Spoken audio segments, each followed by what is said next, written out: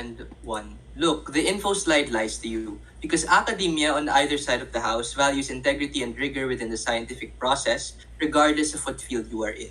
So the key difference in this motion is not where on Gov you have constructive feedback and on Op it's absolutely no feedback. The key comparative in this debate is, do you want the mistakes and errors that you have made to be on the public record for public scrutiny? That is the world that government needs to defend, which they unfortunately haven't.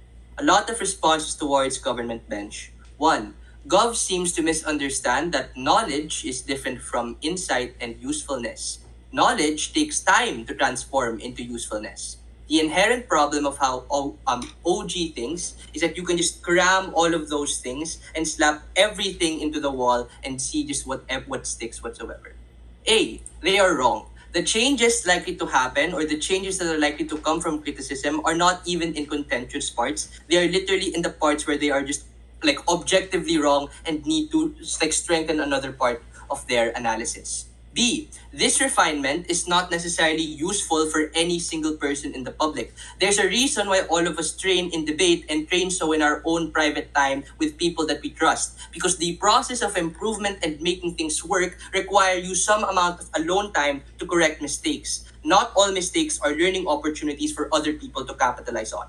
C. Let's be clear, the benefits of opening government are not idiot-proof, nor are they malevolent-proof. Maybe government is correct that only experts read and review scientific articles right now, but now if everything is open on their side of the house, what is to stop a politically charged scientist to give ideologically positive feedback to change your methodology or your conclusion?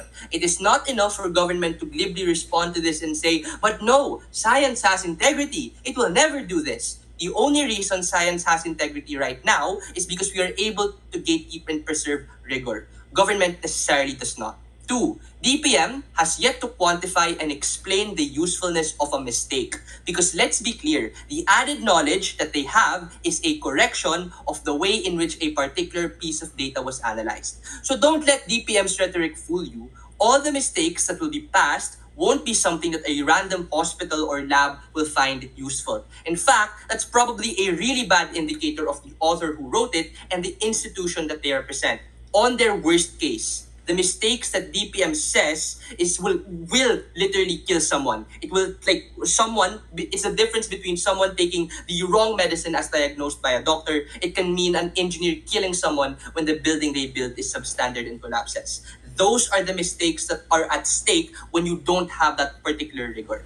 Thirdly, we think and flip the participation and discourse idea that motivates opening government.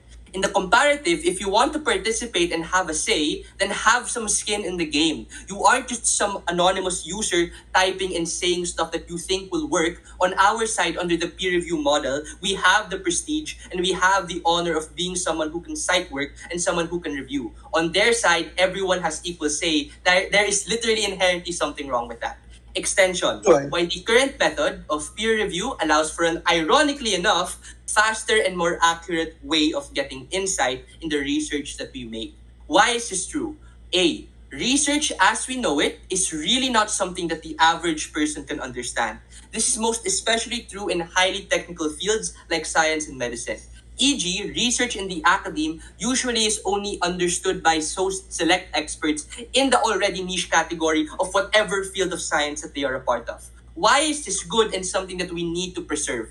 This is good because too many cooks usually ruin a dish, given how complex and precise a lot of the calculations and a lot of the nuances to each individual research paper are. It takes months upon months of detailed reading from 3 to 4 people at most to be able to verify something as true, as useful, as accurate. Now, the most obvious response that government has to this is, well, if there are so many people in the process and all of them are expert, then doesn't that make things faster and better? Answer, no, it doesn't, given the fact that constructive feedback is literally open to anyone. What that necessarily means is that feedback has no particular end because each person feels the need to contribute to this particular research if they decide to help it.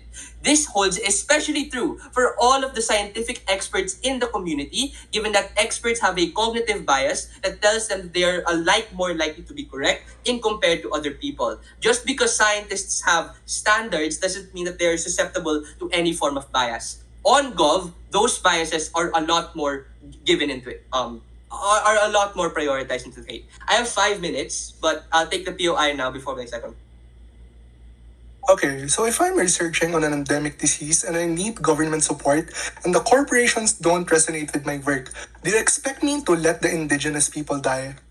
That's not how research works, bro. Like, obviously, not all research works in a company. You get funding through the institutions that you're a part of, the schools that you're a part of. Like, literally, the example makes no sense. The second reason that this is true, on my extension, is that it's significantly easier to cut down on the amount of trusted authors that we have to check. Each and every one of us probably have mentors. We probably have 1 to 2 people at max we listen to and we trust to alter the decisions that we make. There is a reason why you never hear of someone having 10 mentors. Because the point in which you have 10 mentors is the point in which you have 10 different perspectives of pursuing the same thing. Even in the example that the POI said, if really your goal was to help indigenous people, the pathway here isn't to open it up so that everyone can help. The pathway is to open up to the most likely people, the 2 to 3 people who are experts in the field who can help in the most proximate way that they can. Now imagine mentorship, but transformed to the pressure and rigor of science and academia. Because I don't understand why OG thinks they can get the benefit of rigorous and correct and accurate research in status quo when what they support literally promotes things becoming scientifically less rigorous. Impact.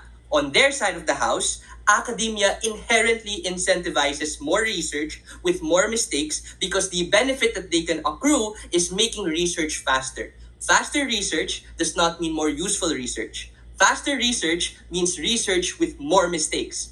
That is why inherently there's a lot of fetters and a lot of checks and balances to make sure that information gets transformed into something useful. On our side of the house, it takes years. But those amount of the time it takes for that to happen is worth it. On their side of the house, it's literally harder to understand what is correct and what is wrong. For all of those reasons, very, very proud to oppose.